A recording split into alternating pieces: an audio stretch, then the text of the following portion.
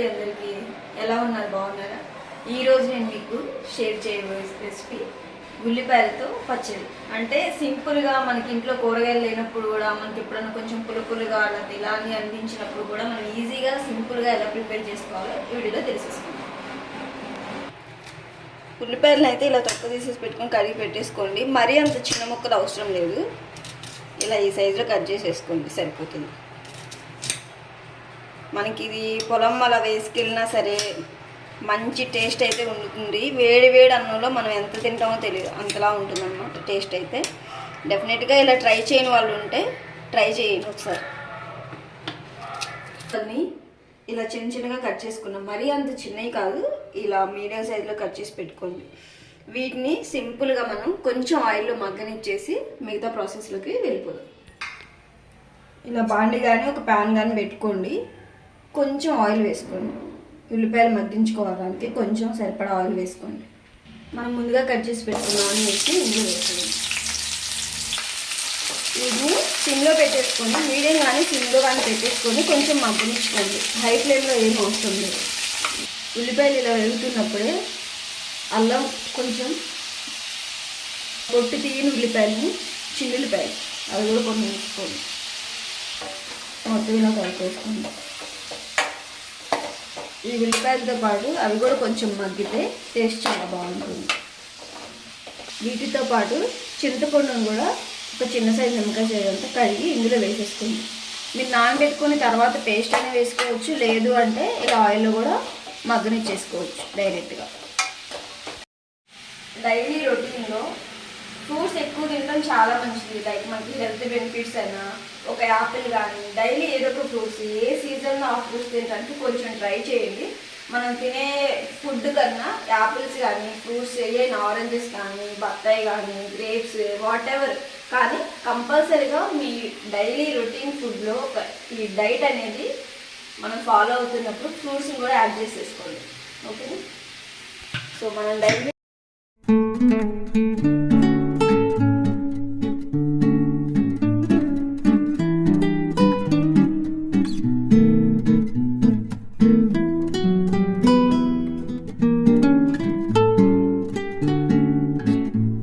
Almost మగ్గడానికి వచ్చేసినాయి అనమాట. ఇంకో 2 minutes అలా మగ్గిచ్చేసేసుకొని వీటిని తీసేసుకొని, ఈ మగ్గిపోయినాయి, వీటిని తీసేసి పక్క పెట్టుకున్నాం. చల్లారిన తర్వాత మిక్సీలో అన్నం వేసుకోవచ్చు, లేదు అంటే రోల్ అవైలబుల్గా ఉన్న వాళ్ళు రోట్లోనే ఉంచుకోవచ్చు.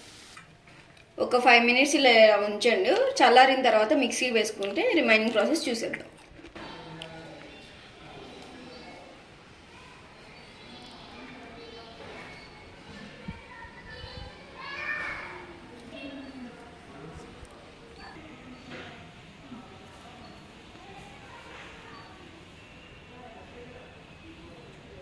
కదా మిక్సీ జార్లోకి వేసుకుంటున్నాం.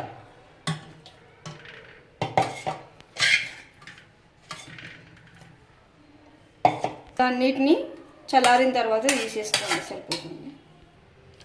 అన్నీ కూడా ఇలా మిక్సీ జార్లోకి తీసుకొని కొంచెం ఉప్పు వేసుకుంటున్నా.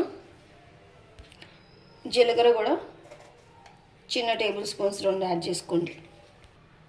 కారం ఒక 3 టేబుల్ స్పూన్స్ వేసుకోండి. ఇంకా స్పైసీ ఎక్కువ తినేవాళ్ళు ఇంకొంచెం యాడ్ చేసుకోండి. ఇలా యాడ్ చేసేసుకున్న తర్వాత మిక్సీ జార్లో వేసుకొని గ్రైండ్ చేసుకోండి పేస్ట్లా చేసుకున్న తర్వాత చూడండి ఇలా వేసుకోండి.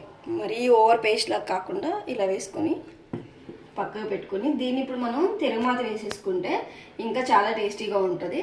Let's see. ఇదే ప్యాన్ పెట్టుకొని తిరగమాతకి సరిపడా కొంచెం ఆయిల్ వేసుకోండి. దీనిలో కొన్ని ఆవాలు,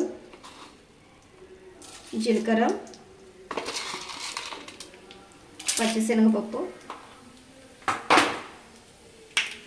ఎండుమిర్చి, ఇలా కచ్చా పచ్చాగా దంచి పెట్టుకున్న చిన్న ఉల్లిపాయలు, కొంచెం ఇంగువ, కొంచెం కరివేపాకు. దీనిలోకి ఇప్పుడు మనం ముందుగానే మిక్సీ చేసి పెట్టుకున్నాం కదా, ఆ పచ్చడిని ఇందులో వేసేయండి.